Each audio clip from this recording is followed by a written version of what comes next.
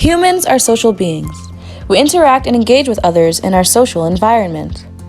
Social identity theory explains that groups we belong to are a source of our self-esteem. We tend to think our in-groups, groups we belong to, with people who are like us, are better than out-groups, groups who we see different from us. This division can be based on ethnicity, age, religion, sports, etc. You may already be able to see why these attitudes towards in-groups and out-groups may become problematic. If we consider men as a gender in-group, research suggests that certain behaviors are rewarded by that group. These are called hegemonic behaviors, and these behaviors promote the most identification with the group. The group's beliefs for norms about masculinity include excelling in the workplace, toughness, and being different from women. Behaviors that reinforce the masculinity norms of the group are rewarded. But what happens if a man experiences a threat to his membership? This is called masculinity threat.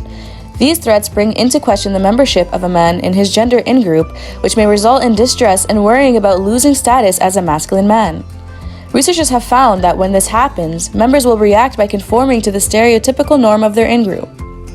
For example, one study showed that men who experienced threat by being called gender atypical or feminine attempted to restore their masculinity by showing less interest in stereotypical feminine preferences, such as personal care products and clothing. They also exaggerated other aspects of their masculinity, such as height, past relationship experience, and self-reported aggressiveness. Motivations to maintain in-group bonds and display masculine attributes of status, toughness, and anti-femininity may play a role in these reactions. A study conducted at the University of Alberta by Dr. Catherine Chaffee touches on these topics.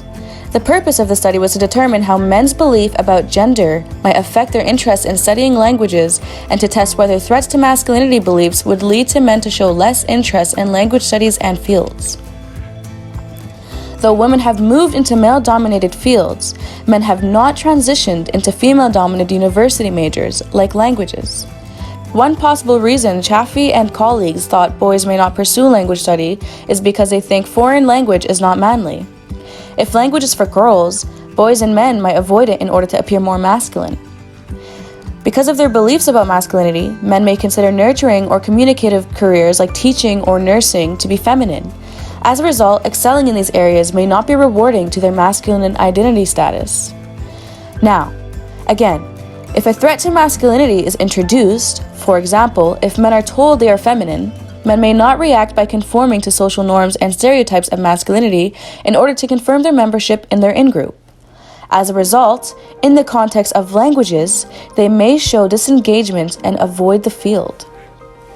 So, the results of the threat may look something like boys showing less interest in language fields, thus maintaining the stereotype. The hypothesis of the study was, men who have traditional gender beliefs that they should be tough and seek high-status careers will report less interest in foreign language study and language-related fields following a masculinity threat. To test this, the men were measured on their attitudes towards masculinity in order to assess how traditional they were. Then, the men were randomly assigned to masculinity threatened or affirmed conditions. The researchers used false feedback about gender to institute threats to masculinity by telling some participants they were feminine. Finally, for the results, let's assess this graph. On the x-axis, we have the two conditions, masculinity affirmed and masculinity threatened. And on the y-axis, we have men's intention to study foreign language. The results supported Dr. Chaffee's hypothesis. This line shows men who had traditional attitudes about masculinity. The men who believe status and toughness are important for masculinity changed their behavior by displaying less interest in studying foreign language when their masculinity was threatened. This line shows men with non-traditional attitudes about masculine gender roles. For these men, their interest in foreign languages was not affected when their masculinity was threatened. In conclusion, a traditional attitude towards masculine gender roles is one factor keeping men out of foreign language classrooms. Holding these traditional gender role beliefs may cause men to handicap themselves by limiting the scope of their education. So what can we take away from the results? Extrapolating from these findings, boys who learn traditional gender ideologies may develop a tendency to avoid languages if they think this isn't manly. You can see how these attitudes can affect the self-concept in negative ways and create a rigid platform for what genders are allowed to do, limiting the scope for men to go beyond what they think is masculine. Gender stereotypes can limit opportunities. Women might be more likely to consider stereotypical fields like nursing and teaching, while men will be less likely to consider nurturing or communicative professions.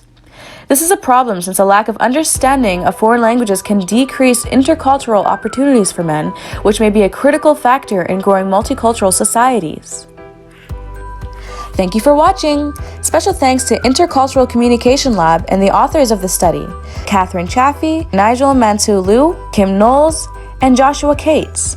Video by Yekta Sharafaddin-zadeh. If you enjoyed this video, please like and share us on Facebook and YouTube.